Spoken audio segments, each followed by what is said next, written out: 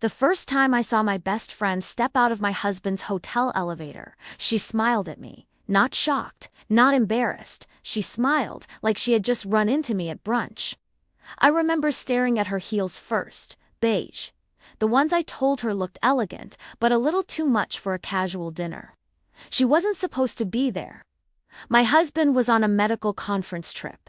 My best friend was staying home because she had deadlines, and yet there she was, on the same floor. At 11:47 p.m. She froze for half a second, then she did something that still makes my stomach twist. She walked toward me and hugged me. "You're overthinking again," she whispered into my hair. I didn't see him, not that night. I didn't need to, because in that moment, something shifted inside me. It wasn't jealousy. It wasn't rage. It was clarity. I wasn't paranoid. I was the last one to know. And the worst part? That hotel hallway wasn't the beginning.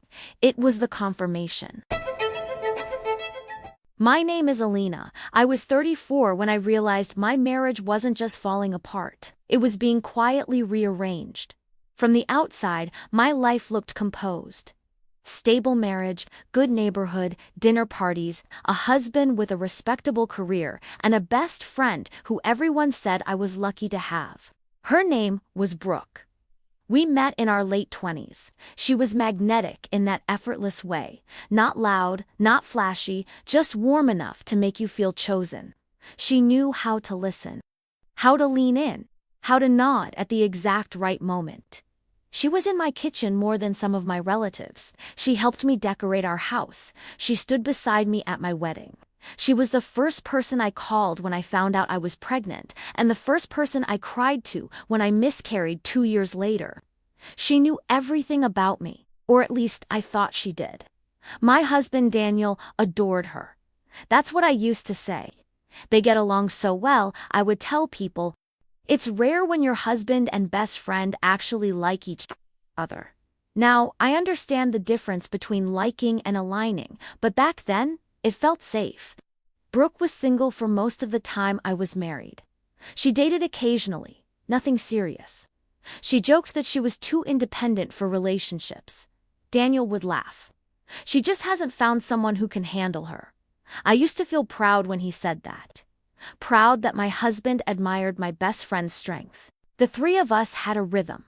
Friday dinners, spontaneous wine nights, group vacations. It was normal for her to text him if she couldn't reach me. Normal for him to help her with things around her apartment. Normal for her to know his schedule. I never questioned it. The first crack wasn't dramatic. There was no lipstick stain, no hotel receipt. It was silence. Daniel stopped reaching for me in bed. At first, I thought it was stress. He worked long hours. I told myself it was temporary. Then weeks turned into months.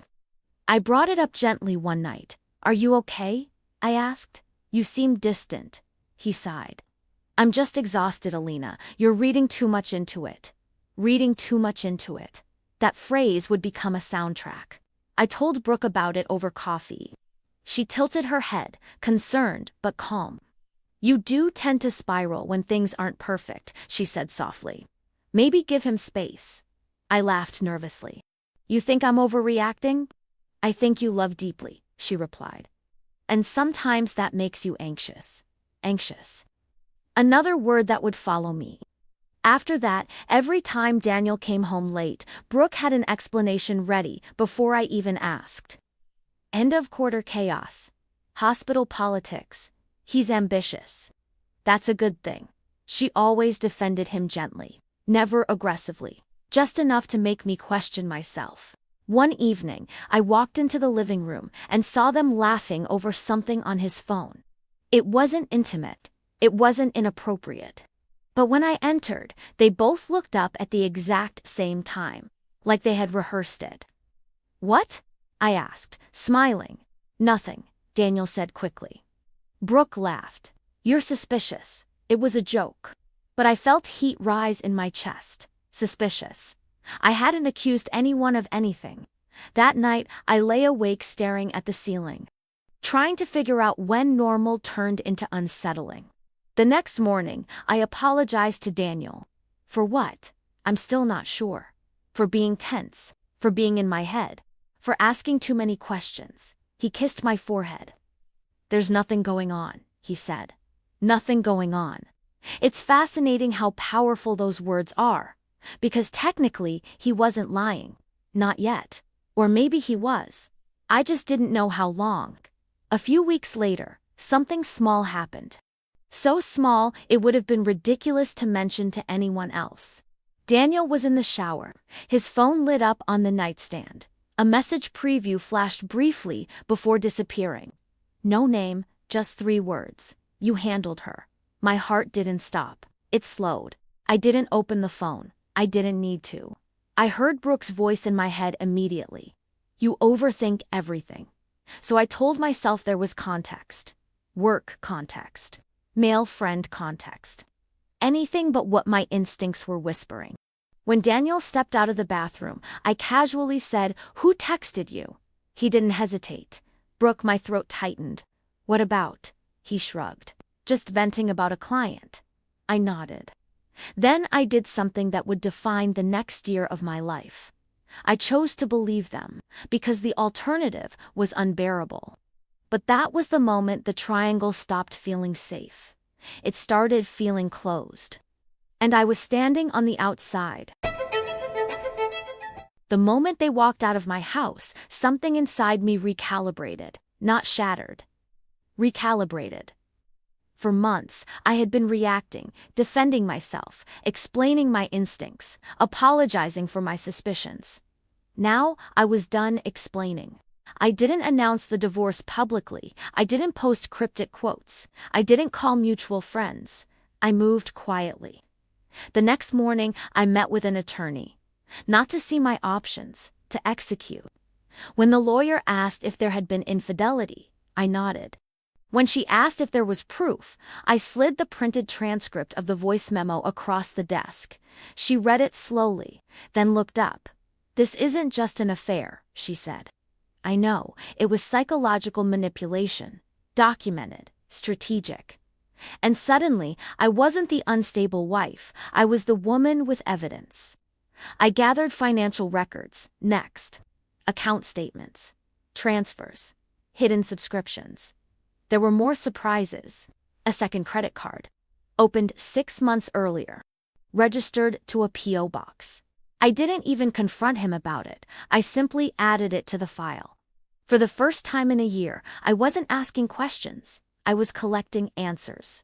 Daniel sensed the shift almost immediately. He started texting more frequently, not apologies, tone adjustments. Can we talk? I don't want this to get messy, that word again. They were always worried about mess, reputation, optics, narrative. Brooke tried a different angle. She showed up unannounced one afternoon, no makeup, eyes swollen. I made a mistake. She said as soon as I opened the door, a mistake is forgetting a birthday. I replied evenly. This wasn't planned. I didn't argue. The evidence had already done that. I lost myself, she continued. There it was. Shift to vulnerability. Shift to shared pain. I was lonely. You were in my house, I said calmly. You weren't alone. She flinched. I thought he loved me. Maybe he does, I said. That silenced her, because this was no longer about moral positioning, it was about exposure. She stepped closer. You're not going to tell people everything, are you? There it was. Fear of narrative loss. I don't need to, I said softly. The truth doesn't require performance. She left without another word. Daniel's approach escalated. First came negotiation. We can do therapy. Then came minimization. It wasn't serious. Then came projection. You've changed. You're cold. Cold. Interesting word. You trained me to be analytical, I replied. Now you don't like the result. That frustrated him more than anger would have. Because anger is emotional. Calm is unmanageable. The divorce papers were filed within 2 weeks. When he was served, he called immediately. You're really doing this? Yes, you're overreacting. Even now. Even after evidence, even after admission, the script never changed. I'm reacting exactly enough, I said. Silence. Then a different tactic. You'll regret this. That one almost made me smile. Regret leaving someone who collaborated to make me doubt my sanity. Unlikely. I already regret staying, I answered. He didn't call again that night. Word spread slowly among our social circle. Not because I announced it, because Brooke panicked. She told one mutual friend, her version first, that I had mental health struggles. That Daniel had tried to support me. The irony was almost impressive. But this time, I didn't scramble to defend myself. I sent one thing to the friend who reached out, a screenshot, just one line from the transcript. If she confronts you again, make it about her anxiety. It works. No commentary, no rant, just evidence. The friend never questioned me again. Narratives collapse quickly when documentation appears. Brooke called one final time. Not crying, not apologizing, angry, "You're ruining my life." That sentence lingered in the air between us. Your life, I repeated. You're making me look manipulative. I didn't raise my voice. You were manipulative. Silence. Then, I didn't mean for it to go this far. There it was again.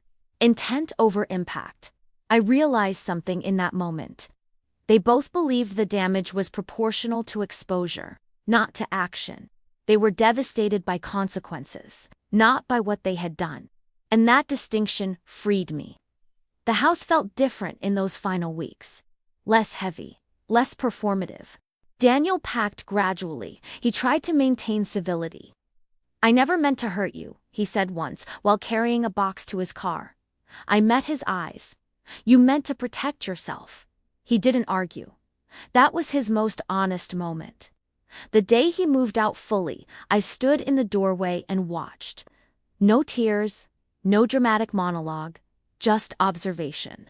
When his car disappeared at the end of the street, I closed the door gently, and I waited for devastation. It didn't come.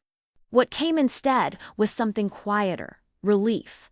The system was dismantled. No more coordinated language. No more triangulated doubt. No more subtle diagnosis of my instincts. Just silence. Real silence. But silence isn't the end of a story. It's the space where reconstruction begins. And reconstruction would teach me something even more unsettling, because losing them wasn't the hardest part. The hardest part was realizing how silly I had allowed myself to be rewritten, and what it would take to reclaim authorship. The rewrite. For a long time, I thought the worst part of the betrayal was the affair, the hotel, the voice memo, the shared folder, but that wasn't it. The worst part was how easily I stepped aside in my own story. How quickly I accepted the version of me they created. Anxious, overreacting, spiraling, unstable. They didn't invent those words. They amplified my fear of being too much, and I cooperated. That's the part that took me the longest to forgive. Not them, myself. Because the truth is, I noticed early. I felt the shift. I saw the alignment. But I valued harmony over instinct. I valued loyalty over evidence. I valued being reasonable over being right, and they counted on that. People like to reduce stories like mine to simple categories.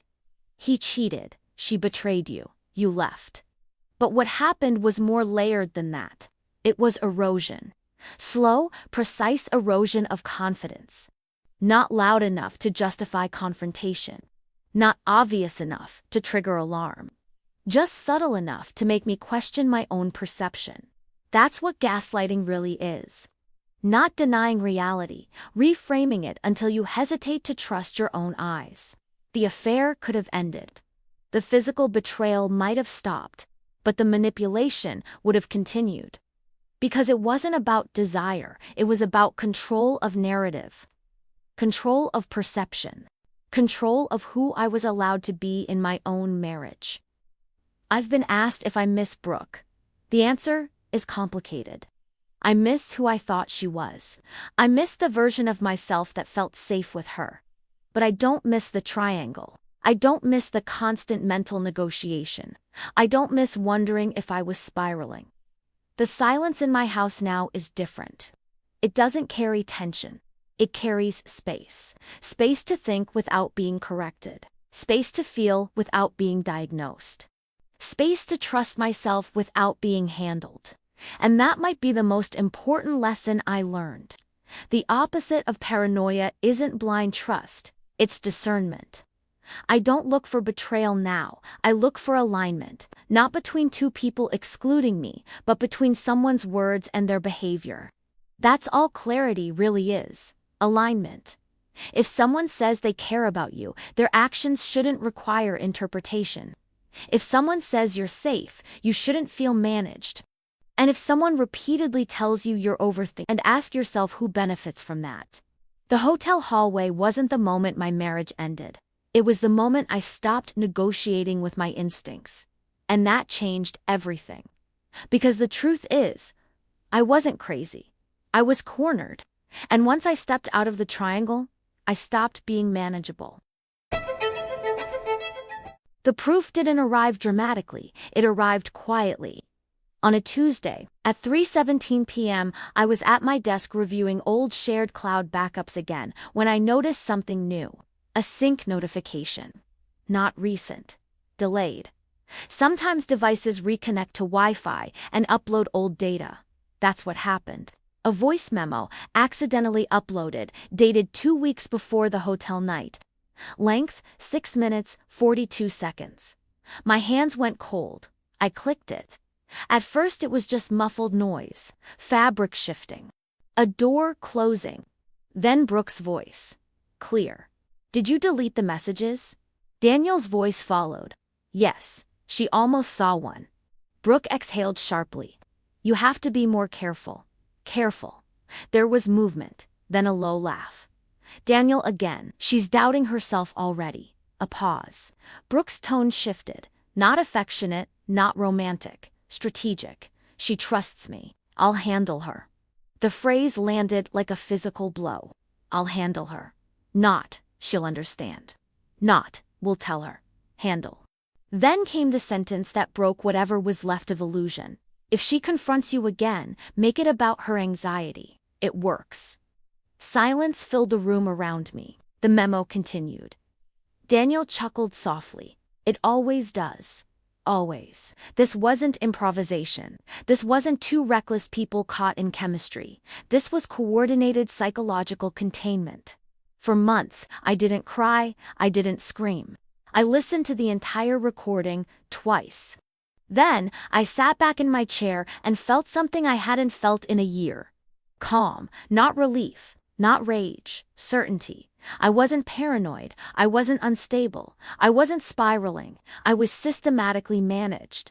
I called them both that evening, not separately, together. I asked Brooke to come over, she hesitated. I insisted. When she arrived, Daniel was already home. They sat on opposite ends of the couch. Not close, but connected. Invisible thread between them. I didn't sit. I stood. I want you both to listen to something, I said evenly. Daniel frowned. Alina, just listen. I pressed play. For 6 minutes and 42 seconds, the room filled with their voices, their planning, their alignment, their language. Brooke's face drained of color first. Daniel's jaw tightened. Neither spoke until the memo ended. The silence afterward was thick. Not defensive silence, exposed silence. Brooke spoke first. That's not what it sounds like. I almost laughed. It's exactly what it sounds like. Daniel stood up. You recorded us. No, I said calmly. You recorded yourselves. He ran a hand over his face. You're twisting context. Context. The word felt absurd in that moment. Make it about her anxiety. It works. What context makes that better? I asked. Brooke's eyes filled with tears. Real tears this time. We didn't want to hurt you. The sentence again. Intent over impact. You built a narrative about my mental state, I said quietly. You rehearsed it. Daniel's voice hardened slightly. We were trying to minimize damage. To whom? not to me.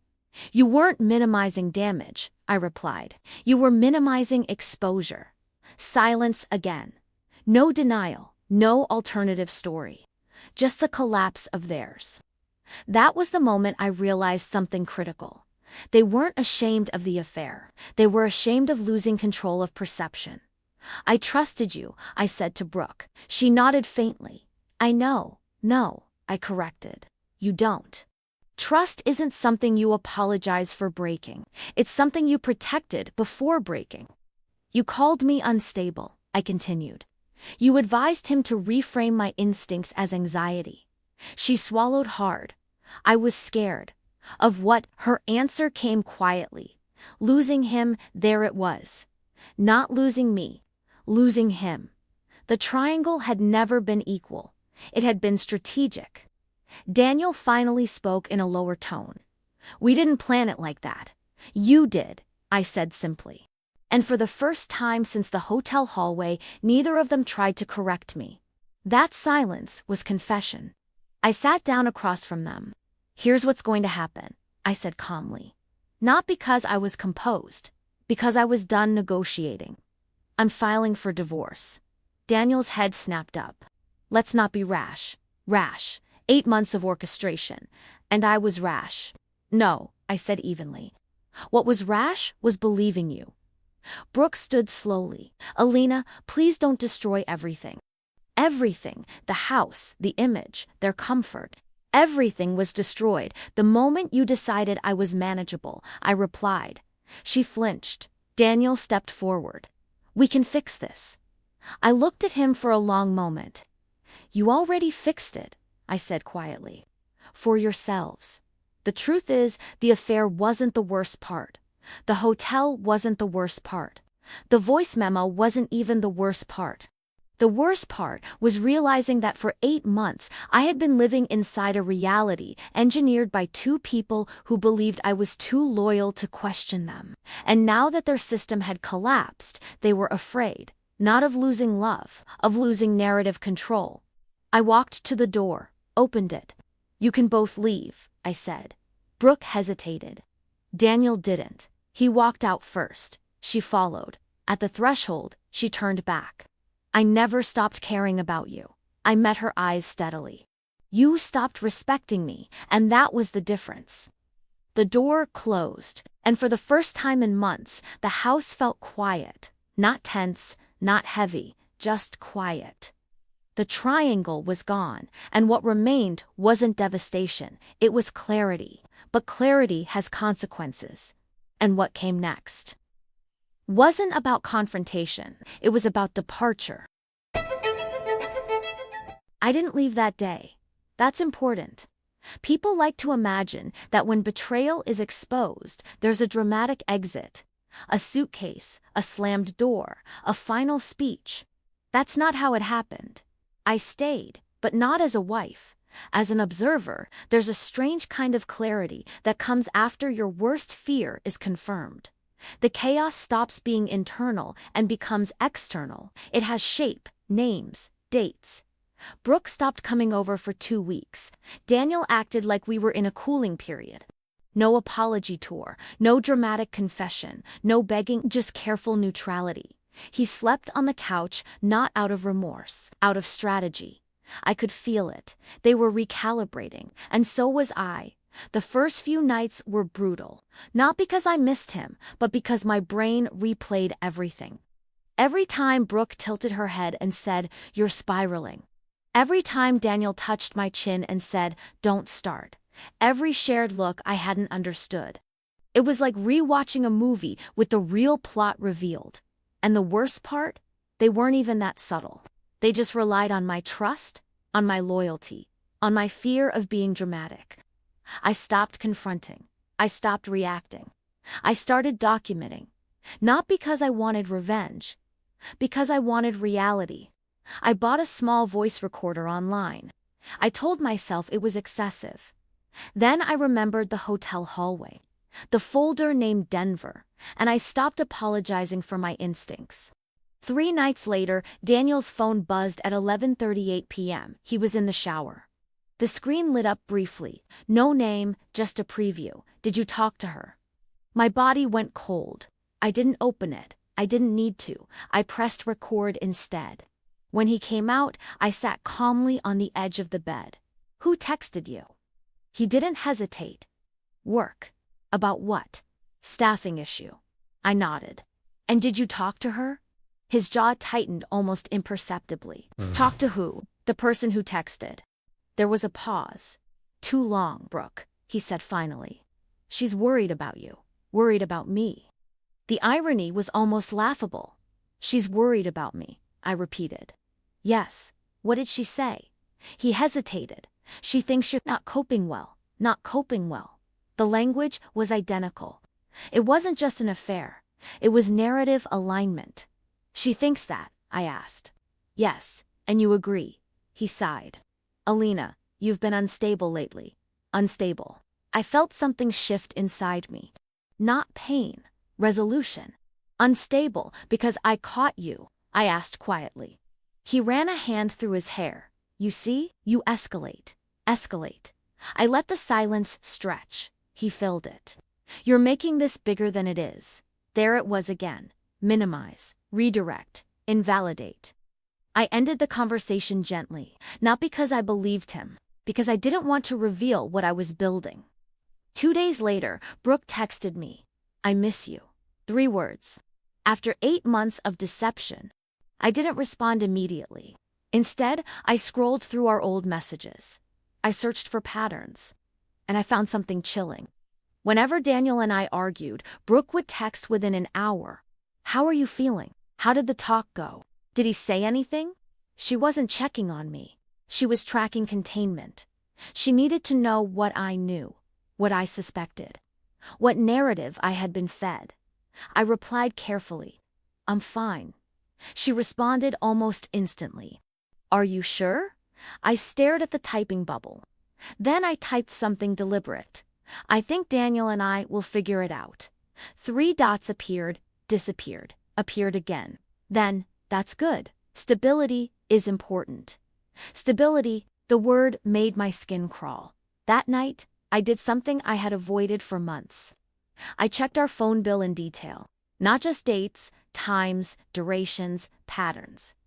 There it was, a number I didn't recognize. Dozens of calls, all late at night, all under 5 minutes. Not Brooke's number. Someone else.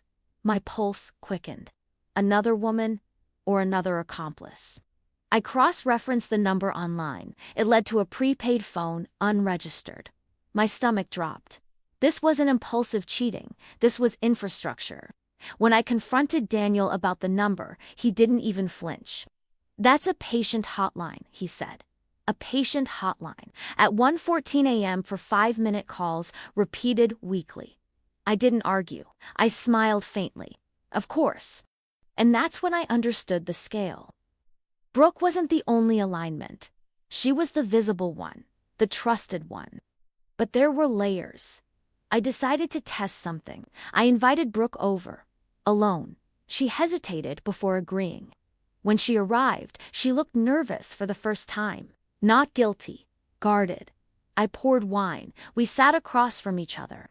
I've been thinking, I began softly. She tensed. I think I overreacted. Her shoulders relaxed slightly. That's very self-aware, she said. Self-aware, I nodded. I think I pushed Daniel away. She studied me. And what does that mean? It means I need to stop assuming. She exhaled subtly. A release. They had predicted rage. They hadn't predicted strategy. As we talked, I watched her carefully. Micro-expressions, hesitations. When I mentioned the hotel, her fingers tightened around her glass. When I mentioned the folder, she blinked twice rapidly, but she stayed consistent. Calm, I never meant for you to get hurt, she repeated. Never meant intent. Again, not action. As she stood to leave, she hugged me, and this time I didn't freeze. I leaned in, and I whispered back, I'm not spiraling anymore. She pulled back slightly, just slightly. And in that fraction of a second, I saw it. Fear not of losing Daniel. Fear of losing control of me. That night, I reviewed the voice recording. It was subtle, but clear. Daniel had said something interesting during our earlier conversation. She thinks you're not coping well. She thinks. Not I think. Not we think. She thinks. He had separated himself for a moment, and that slip was enough. I started mapping conversations. Who said what first? Who introduced certain phrases? Who mirrored? It was almost clinical. And the deeper I mapped, the clearer it became. Brooke wasn't just participating, she was advising, guiding, sometimes initiating. There was one message I found buried in the Denver folder. It was from her to him. She's starting to notice patterns. Be careful, not be honest, be careful. I closed the laptop slowly. The betrayal wasn't sexual at its core, it was intellectual. They underestimated me. They thought I would doubt myself indefinitely. They thought my loyalty would override my intuition forever. They thought my fear of being dramatic was stronger than my need for truth. They were wrong, but they didn't know that yet, and I wasn't going to tell them. Because what I was about to discover next was bigger than both of them, and it would change everything. When I got home that night, I didn't cry. That's the part that still surprises people when I tell them this story. I didn't throw things. I didn't scream. I didn't call anyone. I sat at the kitchen table in the dark, and I replayed everything. The hallway, the hug, the synchronized language, the bathroom photo. It wasn't just betrayal, it was coordination. And coordination means planning. At 1:12 a.m., my phone rang. Daniel, I let it go to voicemail. At 1:16 a.m., Brooke texted, "You left in a really heightened state. I'm worried about you. Worried about me." I stared at the message. They weren't panicking. They weren't scrambling to control the narrative. They were controlling me. And that realization snapped something fully awake inside me. I didn't respond. Instead, I opened our shared cloud storage again. I didn't know what I was looking for.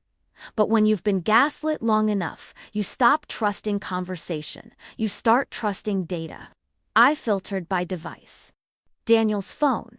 There were hundreds of photos, most normal, conference slides, room views, food. Then I found a pattern. Photos that were deleted, but still auto-synced before deletion. Small fragments, a wine glass with red lipstick on the rim. A mirror reflection where only half a woman's arm appeared, a shot of the hotel hallway taken from inside the room. Time-stamped 20 minutes before I arrived. My stomach dropped. He had taken a photo of that hallway before I showed up. Why? Who was he sending it to? At 1:43 a.m., another notification appeared. Brooke had shared a folder with Daniel. The folder name, Denver. This trip wasn't Denver, it was Chicago. I clicked. Inside were screenshots, old screenshots, months old. Photos of him, photos of hotel rooms, photos of receipts. I stared at the dates. They went back almost 8 months. 8 months of alignment, 8 months of rehearsed language. 8 months of me being told I was spiraling. I opened one of the screenshots. It was a message from Daniel.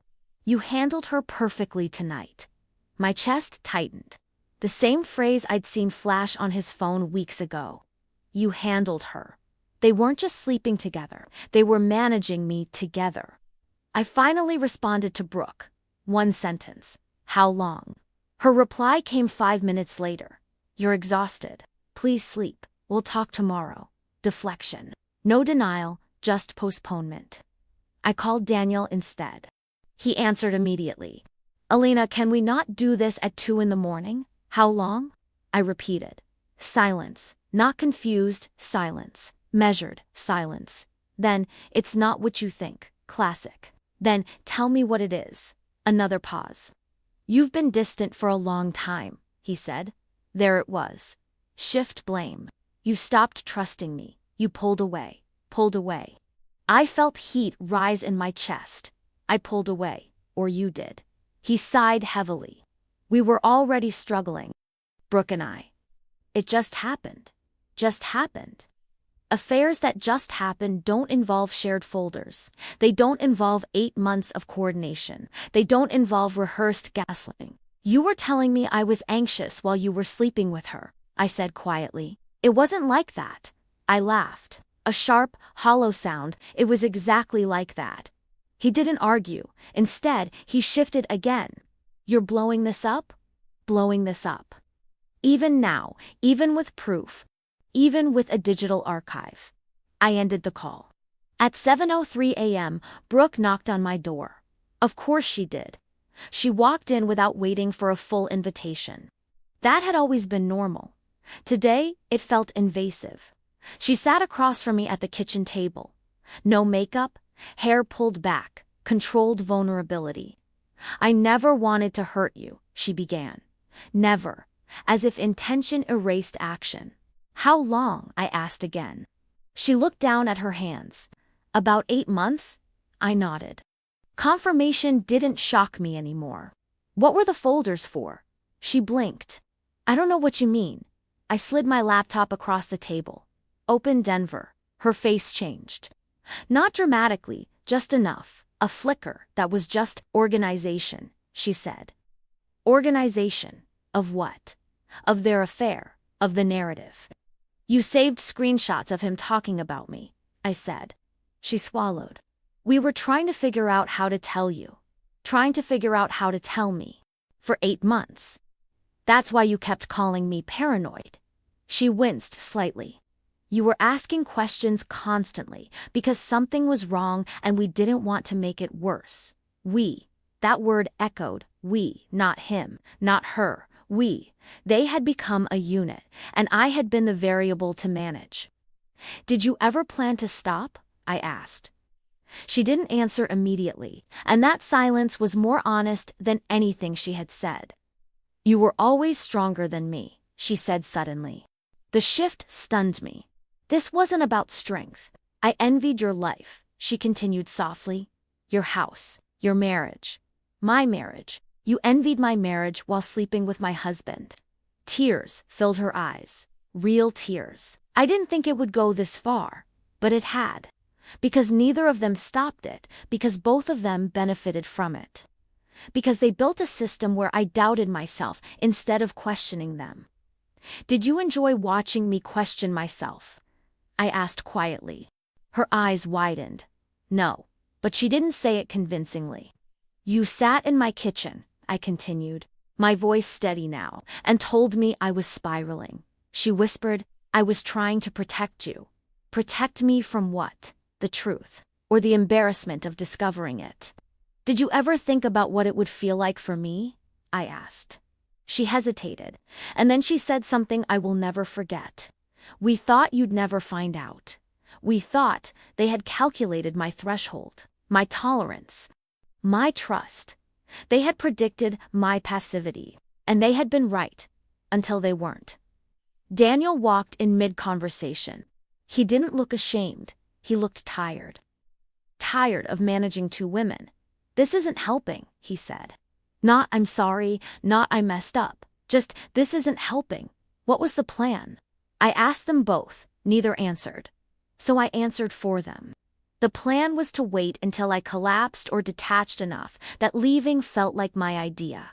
Daniel scoffed slightly.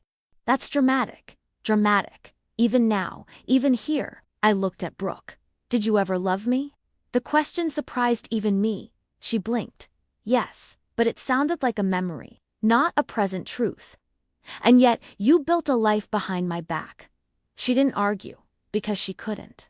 I stood up. And in that moment, I realized something crucial. They weren't afraid of losing me. They were afraid of losing control of the narrative, and I was done being the unstable character in their story. You can have each other, I said calmly. Daniel's jaw tightened. That's not what this is. It was exactly what it was.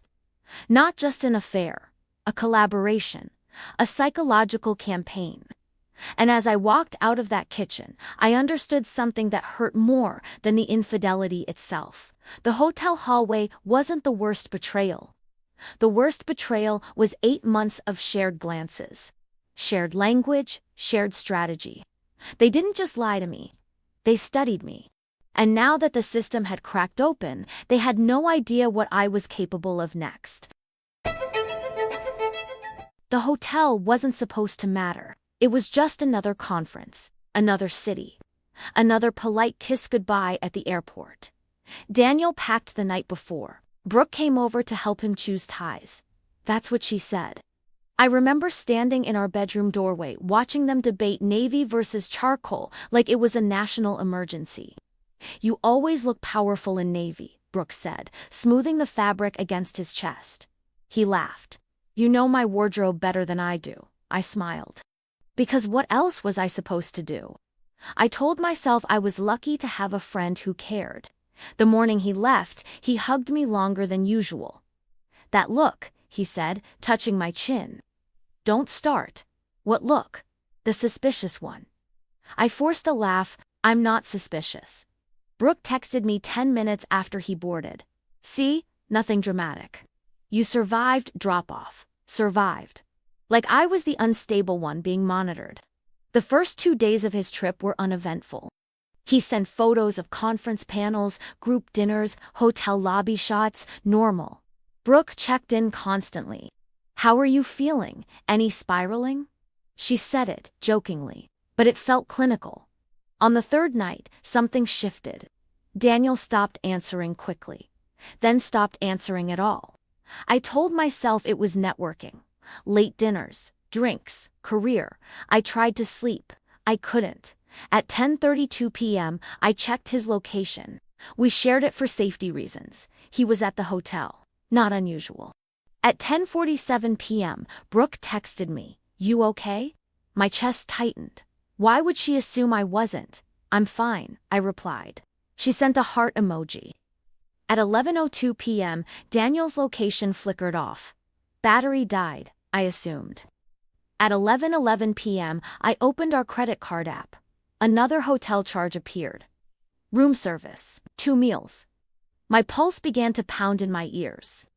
2 meals didn't mean to people, but it meant something, and suddenly the fog lifted just enough for instinct to scream. I don't know what possessed me next. I don't know if it was anger or intuition or exhaustion from being told I was unstable, but I grabbed my keys. The hotel was downtown, 23 minutes from our house. The drive felt unreal. Every red light was torture. Every thought collided. You're embarrassing yourself. If you're wrong, you'll destroy everything. If you're right, everything is already destroyed. When I walked into the lobby, the air smelled expensive, polished marble, dim lighting, quiet luxury. I felt out of place. I approached the front desk with a steady voice I didn't recognize as mine. "My husband is staying here," I said. "I can't reach him. Could you connect me to his room?" The receptionist smiled professionally. "I'm sorry, ma'am, we can't give out that information." "Of course not." I stepped back, heart racing. Think Daniel had texted me his room number earlier that day. I walked toward the elevators. My hands were shaking. When the doors opened on the 12th floor, the hallway was silent. Thick carpet, muted lighting, closed doors. Room 1214 was halfway down. I didn't knock. I didn't even reach it. Because halfway down the hallway, the elevator behind me chimed again, and that's when I saw her beige heels. Same ones I'd complimented weeks ago. She stepped out, adjusting her hair. When she saw me, time fractured. Her eyes widened for half a second, just half. Then her expression smoothed. She walked toward me. Not running, not flustered, controlled. "Alina," she said softly. I couldn't speak. My throat felt cemented shut. She glanced past me down the hallway, toward 1214, then back at me. "You're overthinking again," she whispered as she pulled me into a hug. The audacity of that sentence in that hallway is something I still struggle to describe. Her arms wrapped around me like she was comforting a grieving child. I smelled his cologne on her hair. That was the detail that made my vision blur. "You shouldn't be here," she murmured gently. I stepped back. "What are you doing here?" She didn't hesitate. "I had drinks nearby. I ran into him in the lobby." "Don't make this something it isn't." "Ran into him." In a hotel lobby, in a city she didn't live in. At nearly midnight, I searched her face for cracks, guilt, shame, anything. There was nothing, just calm, weaponized calm. Is he in that room? I asked. She tilted her head slightly. Do you hear yourself right now? There it was again. Reframing, redirecting, gaslighting before I could respond. A door down the hall opened, not 12:14, but close enough. Daniel stepped out. His tie loosened, his sleeves rolled. He froze when he saw us. The three of us stood in a triangle. Perfect symmetry. No one spoke for 3 seconds. Daniel recovered first. Alina, he said slowly, what are you doing here? The question felt absurd. What am I doing here? Not what are you two doing here? Not why are you here together? Just what are you doing here? I couldn't sleep, I said. My voice sounded distant. Brooke stepped slightly aside, aligning herself closer to him than to me. That tiny movement said more than any confession could have. This is exactly what I mean, Daniel said gently. You let your anxiety take over. Anxiety? He looked at Brooke. She nodded faintly. Confirmation? Coordination. They weren't scrambling, they were managing. Tell her, Brooke said softly. Tell her what. Daniel sighed, like he was exhausted from dealing with me. We grabbed a drink downstairs. That's it, Brooke echoed. 2 voices, 1 narrative. I looked from one to the other. Not for romance, not for affection, for alignment. And I saw it. Micro-glances, shared understanding, a story pre-built. Then why did your location turn off? I asked. Daniel frowned. My phone died. Brooke added. You see, there's always an explanation. Always an explanation. My chest felt hollow. Not explosive. Hollow, because in that moment I realized something more terrifying than an affair. They had anticipated this possibility. They weren't improvising, they were rehearsed. And that's when I understood this hallway wasn't the beginning. It was a leak in a system that had been operating for months, maybe longer. I didn't scream, I didn't cry. I did something that surprised even me. I said, okay, just that, okay. I walked to the elevator. Neither of them followed immediately. They let me leave, because they believed I would doubt myself again. And for a brief moment in that elevator, I almost did. What if it really was coincidence? What if I was spiraling? What if I had just humiliated myself in a luxury hallway over nothing? Then I remembered something small, something tiny. Brooke had texted me at 10:47 p.m., how are you feeling? Before I had expressed anything, before I had reacted, she was checking on containment. Not comfort. The elevator doors opened. I stepped into the lobby, and that's when my phone buzzed. A notification. From our shared cloud account, a photo had just been uploaded. I opened it. It was accidental. A blurred image. Mirror reflection.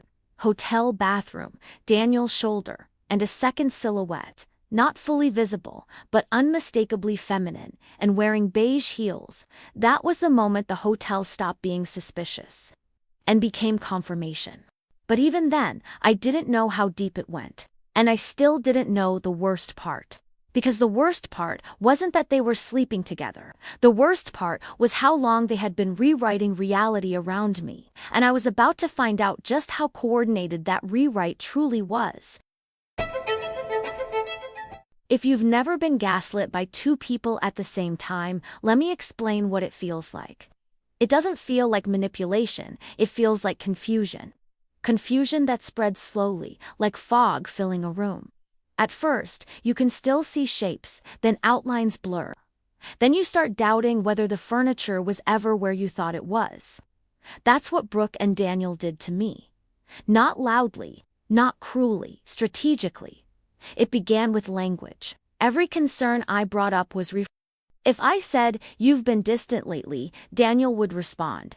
You've been sensitive lately. If I said, it feels like you don't want me anymore, Brooke would say. Marriage has seasons. You can't expect fireworks forever. If I said, something feels off, they both would say, you're spiraling.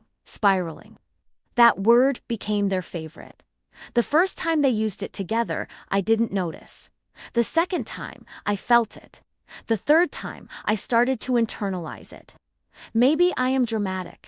Maybe I am insecure. Maybe I am inventing problems. There was one dinner that stands out in my memory like a slow-motion replay. We were at our house. Daniel grilled outside. Brooke brought wine. Everything was normal. Too normal. At one point, I went inside to grab napkins. When I came back out, they were standing closer than necessary. Not touching, just close. Their conversation stopped mid-sentence when they saw me. "What?" I asked again, half laughing. Daniel smiled. "You always assume the worst." Brooke added gently, "It must be exhausting living inside your head like that." I froze. It was subtle, but it landed hard. They weren't just dismissing my suspicions, they were diagnosing me. That night, after Brooke left, I confronted Daniel more directly than I ever had. "Do you think I'm unstable?" I asked. He sighed, rubbing his forehead. "I think you're overwhelmed, and when you're overwhelmed, you look for threats that aren't there." Threats that aren't there. I remember sitting on the edge of the bed, staring at my hands. What if he was right? What if the problem wasn't distance or secrecy? What if the problem was me? Brooke leaned in even more after that.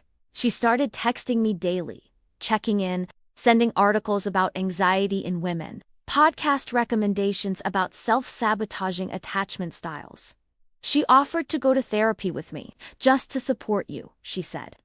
Support me. Sometimes I would sit across from her at coffee shops, explaining my fears, and she would nod thoughtfully, then gently dismantle them. "Alina, if something was going on, I would tell you." That sentence became sacred to me. If something was going on, she would tell me because she was my best friend. Because she stood next to me at my wedding. Because she held my hand at the hospital. Because she cried with me when I lost our baby. I trusted her moral compass more than my own instincts. That was my mistake. The absurdities grew slowly. Small details. Daniel began sharing things with her before telling me: promotions, travel plans, schedule changes. I would find out through Brooke. "Oh, he didn't tell you," she'd say casually. I started to feel like a guest in my own marriage. One night, I found Brooke's hair tie in our bathroom. Not unusual. She was over often, but something about it unsettled me. I held it in my hand for a long time. Then I laughed at myself, paranoid. Spiraling, overthinking, those words echoed constantly. Daniel's phone became guarded, not aggressively, just subtly. Screen angled away, phone face down on tables. Shorter explanations, longer showers. When I mentioned it, Brooke surprised me. "You need to stop checking for proof," she said softly. "That behavior will push him away." Push him away. The irony makes me nauseous now. They were pushing me away together. But I believed I was the one destabilizing things. There was a night I'll never forget. Daniel came home late. Brooke had been at our house earlier that evening, helping me reorganize the pantry. When he walked in, he kissed her cheek before kissing me. It was automatic, casual, but it lingered half a second too long. She stepped back quickly. I felt heat rise in my face. "That was weird," I said lightly. Daniel rolled his eyes. "It's Brooke." Brooke smiled calmly. "You really need to breathe, breathe." As if I was hysterical. As if I was seconds from losing control. But I wasn't yelling. I wasn't crying. I was noticing. And that's when something deeper began to happen. I stopped expressing what I noticed, because every time I did, I lost credibility. Instead, I began watching, silently, observing patterns, testing my own memory. Did Brooke know about the medical conference before I did? Yes. She mentioned the city casually, days before Daniel told me. Did she know his schedule better than I did? Yes. Did he start using phrases she used? Also yes. Living inside your head? Spiraling? Season of marriage? They were speaking the same language. The triangle no longer felt accidental. It felt coordinated. Then something happened that cracked everything further. I was scrolling through our shared credit card statement. Routine, groceries, gas, dinner. Then I saw a small charge. A boutique hotel downtown. Not expensive, not dramatic. Just one night. On a Wednesday.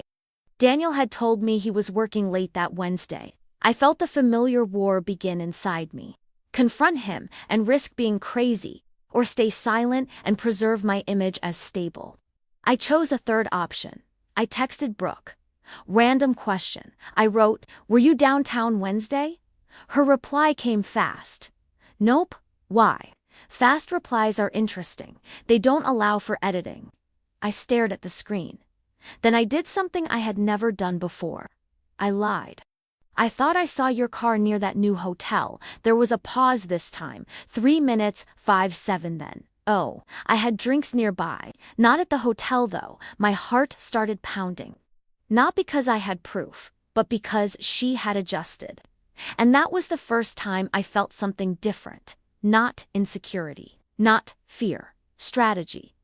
They had been managing me, softly, carefully, for months. And I had been participating. That night, lying in bed next to Daniel, I stared at the ceiling again. But this time, I wasn't asking if I was crazy. I was asking a more dangerous question.